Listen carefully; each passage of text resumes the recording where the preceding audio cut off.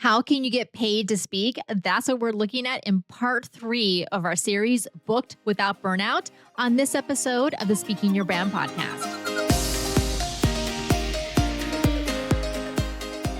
More and more women are making an impact by starting businesses, running for office, and speaking up for what matters.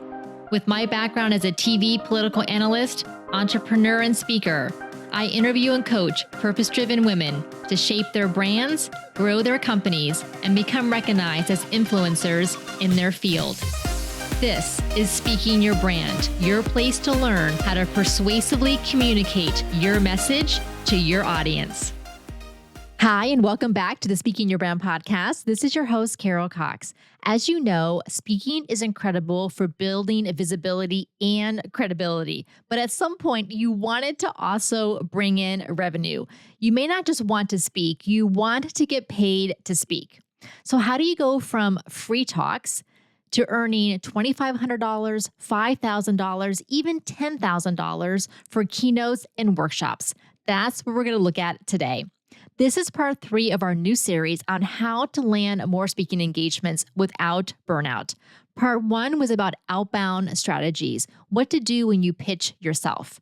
Part 2 was inbound strategies, how to set yourself up so opportunities come to you.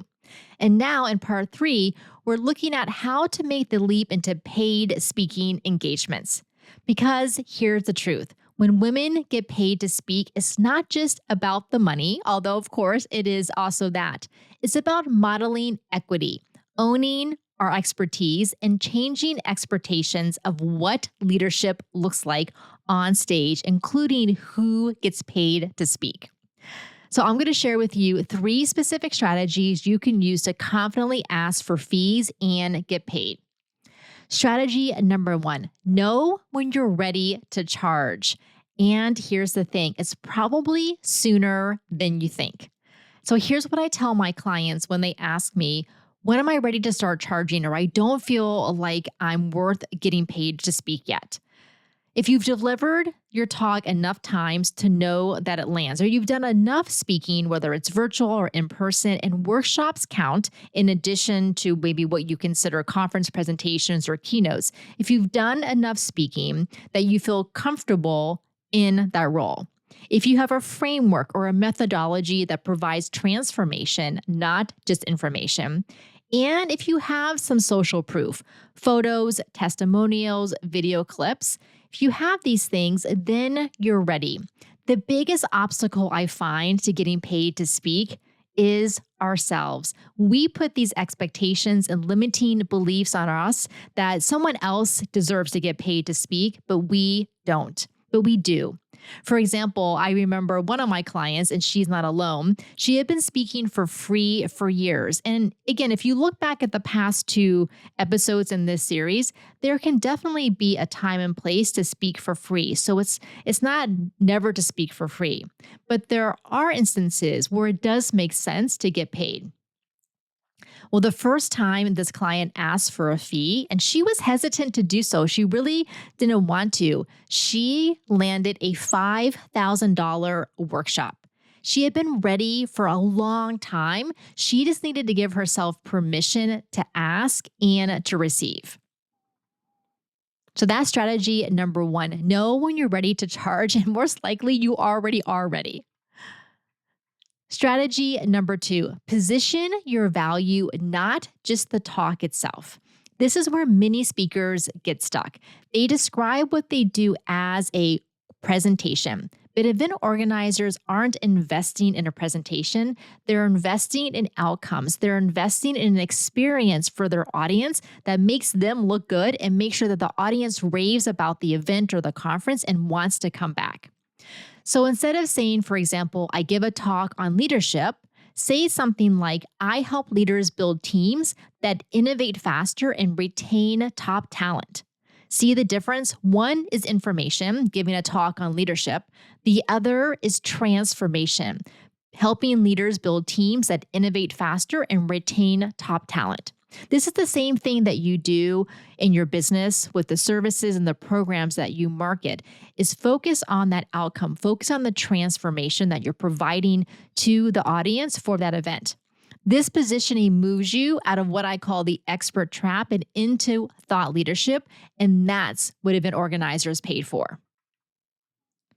Strategy number 3 is to make sure you know what your pricing is when asked so that you can say it back with confidence.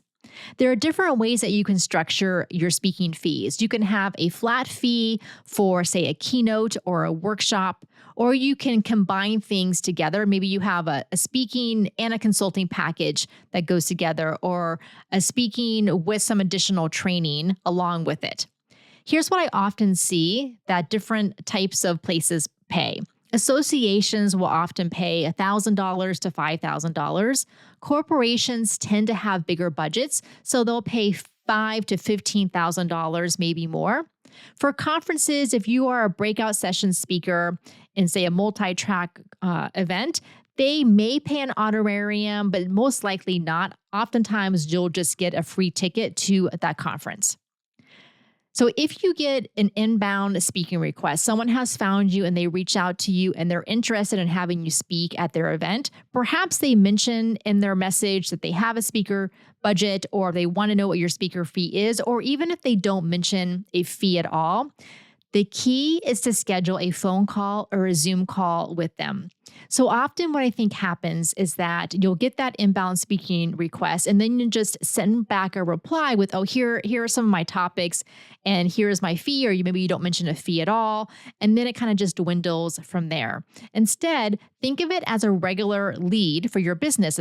You want to get them on a consultation call because you want to learn more about their event. What makes a successful speaker at their event? What have successful speakers look like in their past events? What do their audiences look like? What do their audiences want? What kind of experience is the event looking for?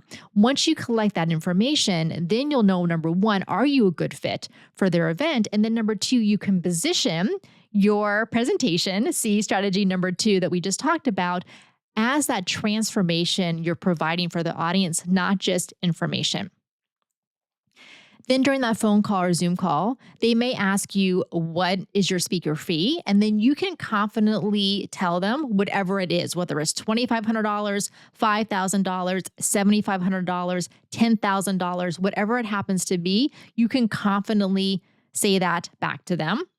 You can also ask them, what is your budget for speakers? Sometimes they'll go ahead and tell you what that is, and then you can decide if it's a good fit for you and for that event. Sometimes if you ask them, what is your budget, they may come back to you and just say, well, we don't really know. What is your fee? And then you can go from there. So it is a negotiation. So get comfortable with your negotiating skills. The worst thing that happens is that you quote something high and it is just way more than that they have a budget for, that they're comfortable paying. And so that's not necessarily a bad thing, especially if it involves travel. It may not make sense for you to travel, leave your business, leave your family for a fee that's not high enough to compensate you for that time away. So it's okay if it's not a fit, but just be excited that you're getting these inbound speaking invitations and you're going to collect data and you're going to learn what type of fee is in alignment with these different types of events. So let's do a quick recap. Number 1, know when you're ready to charge, and I think you already are. Number 2, position your value around transformation, not just information. And number 3, package and price with confidence. Remember, getting paid to speak is not just about adding revenue. It's about stepping fully into your thought leadership, owning your expertise, and setting a standard not only for you, but for other women speakers out there too.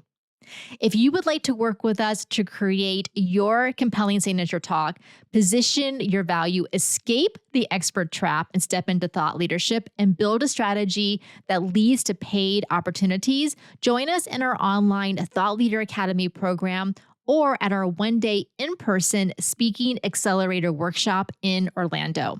You can get the details on all of our programs and workshops at speakingyourbrand.com under the Work With Us tab. In the next episode, we're going to wrap up this series, Booked Without Burnout. And I'm going to talk about, should you ever pay to speak? So we just covered getting paid to speak, but is there a time and place where it actually makes sense for you to pay to speak somewhere? And what would that look like? Make sure to hit follow in Apple Podcasts or Spotify so you don't miss next week's episode as well as future ones. Until next time, thanks for listening.